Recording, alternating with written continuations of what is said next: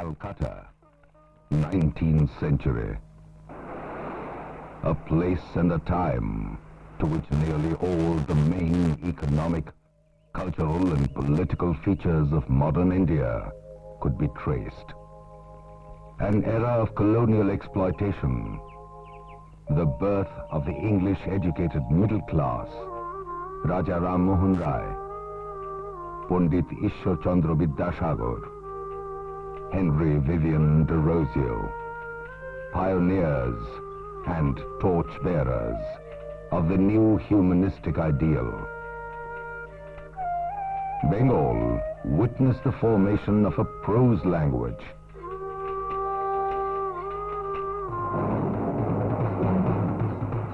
In 1857, the agitation in the Bengal army. Subsequently, this became an all-people's war against the English colonizers.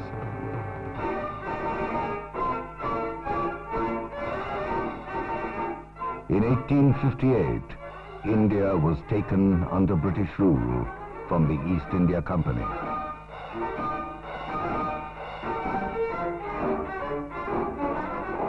During the 18th century, India was struck with famine many times.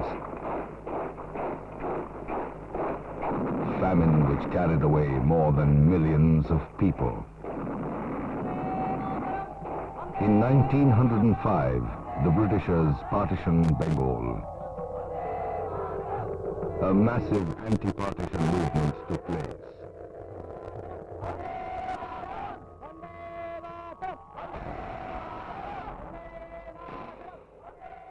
Indians dedicated themselves to the cause of freedom with Vande Mataram on their lips.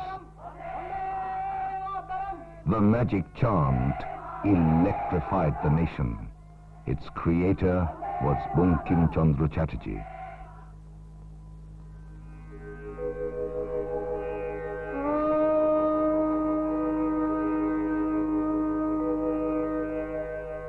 Bankim Chandra was born in Kathalpara, some 50 kilometers away from Calcutta, on the 26th of June, 1838.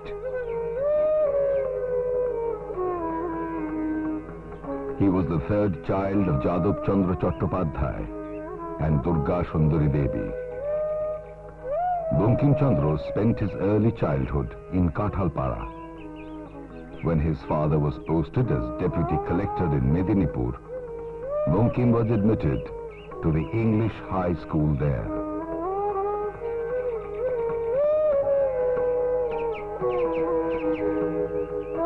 In 1849, Bankim was admitted in the school section of the Hooghly College. He was a meritorious student. He won scholarships every year.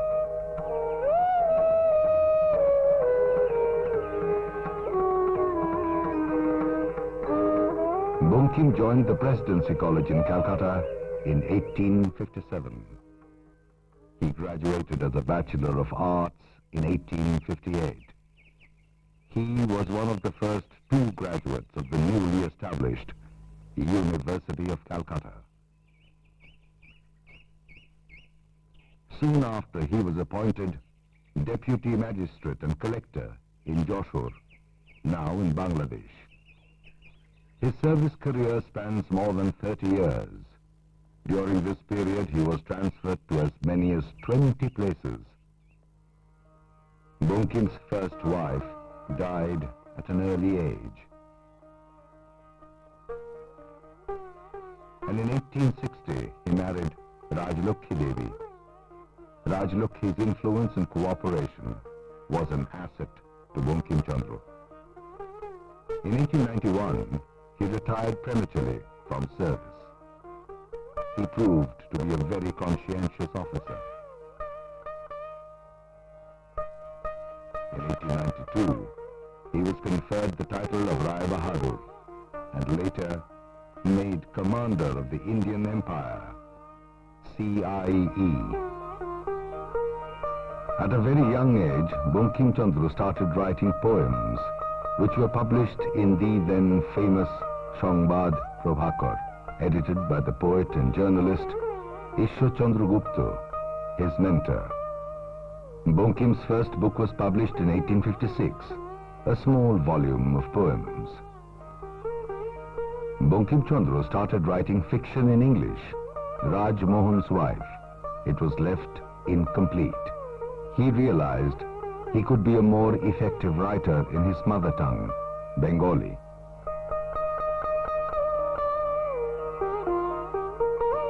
Bankim Chandra's first novel, Durgeshnandini, The Chieftain's Daughter, was published in 1865. At that time, he was posted in Baruipur, some 18 kilometers south of Calcutta. The novel was dedicated to his eldest brother, Shamacharan. With Kopal Kundala, his second novel, Bankim became a household name in Bengal.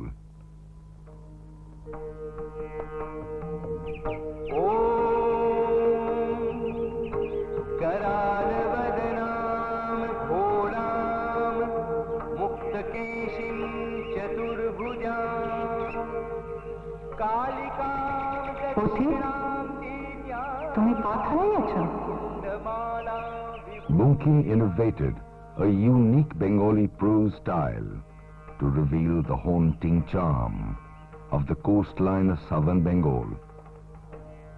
Mrinalini was his third novel. He dedicated this book to Dinabandhu Mitra, the writer of the famous play Neel Darpan.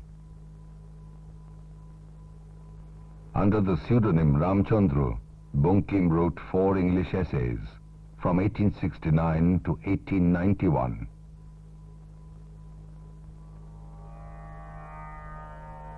Bankim Chandra emerged as a versatile journalist and editor with the famous journal Bongo Darshan.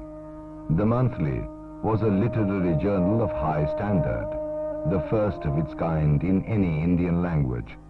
His thoughtful articles cover a wide range: history, science, sociology, and literature. One of the main attractions was the serialization of his novels: Bish Brikho, The Poison Tree, Jugalanguriya, Chandrasekhar, Rajani, Krishnakanter Will, and others. Bankim left the editorship of Bongo Darshan in 1874. The journal reappeared the following year under the editorship of his elder brother Sangbad Chandra Chattopadhyay. Sangbad Chandra became famous as a writer of Bengali prose. Bankim's Rajsingho, Anandamath, Devi Chaudhurani came out in this period. The versatility of Bankim was revealed in the comic genius of his humorous satirical treatises, Muchiram Gurer Jiban Charit and Kamalakanto. Sitaram was his last novel. In the last phase of his life, Bankim wrote Krishna Charitra, a serious philosophical discourse. This led to controversy.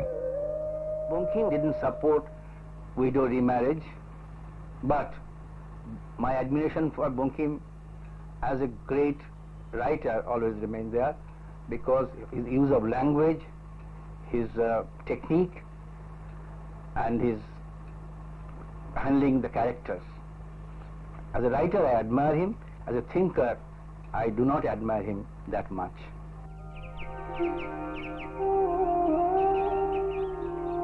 Bankim was criticized for harboring communal tendencies. Even when Bankim's fiction substituted the characters of oppressive British rulers with those of Mohammedan monarchs, people could appreciate the way he attempted to dupe his English masters.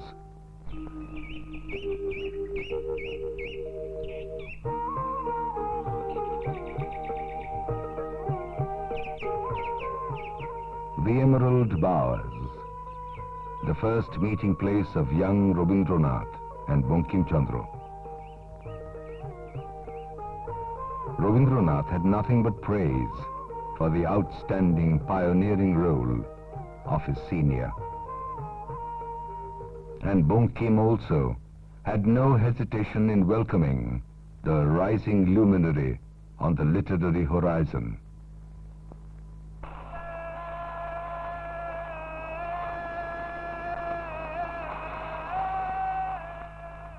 The song Vande Mataram, written in a language which is a mixture of Sanskrit and Bengali, a unique treasure of Indian culture. The song was composed between 1875 and 1876 when he was in Chuturo, in this house. The song was later published in his novel Anandamath in 1882. Bankim Chandra claimed that the novel was based on the Shannashi Phokir revolt and the Bengal famine of the 18th century. Historians think that the life of Vasudev Balwant Pharke, the revolutionary freedom fighter of Maharashtra, was the main inspiration behind Anandamath. In 1896, Rabindranath gave music to lyrics of Vande Mataram and sang it himself at the Congress session.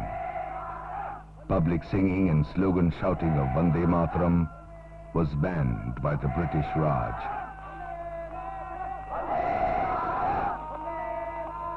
Yet, at the Varanasi Congress session, Rabindranath's niece, Sarala Devi, sang the song on public demand.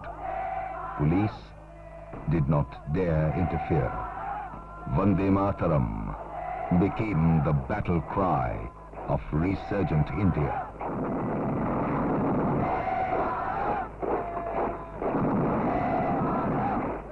One of the prime leaders of the anti-partition movement, Sri Aurobindo, lauded Bankim as rishi or sage in his journal Vande Mataram.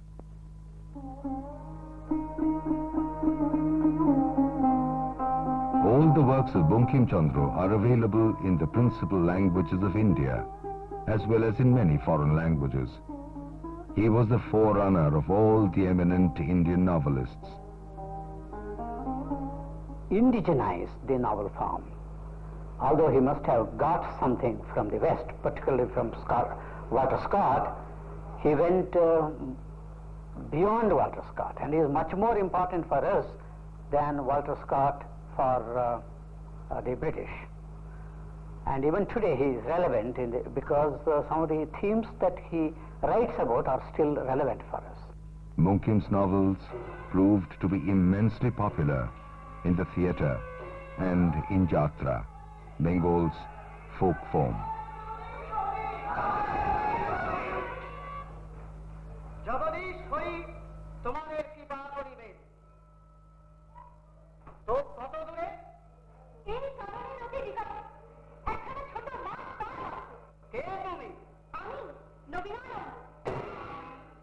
Girish Chandra Ghosh, the great director-actor of the Bengali theatre, started dramatizing Bankim's novels.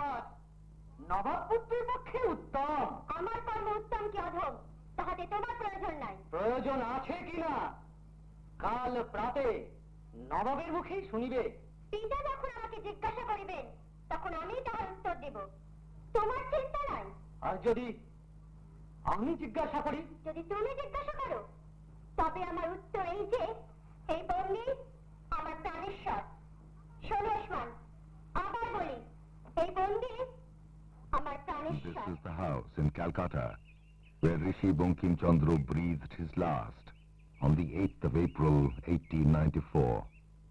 A place of pilgrimage, today utterly neglected and in ruins. You have fulfilled this prayer, O Bankim.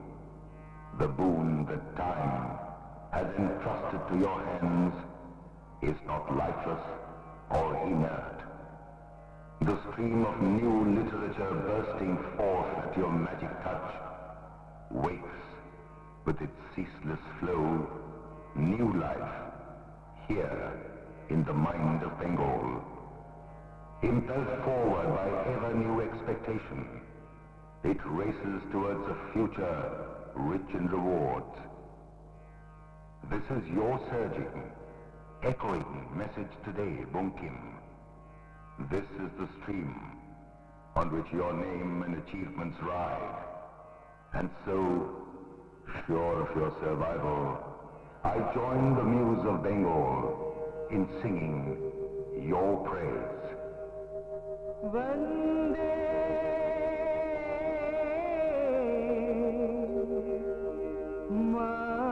Mataram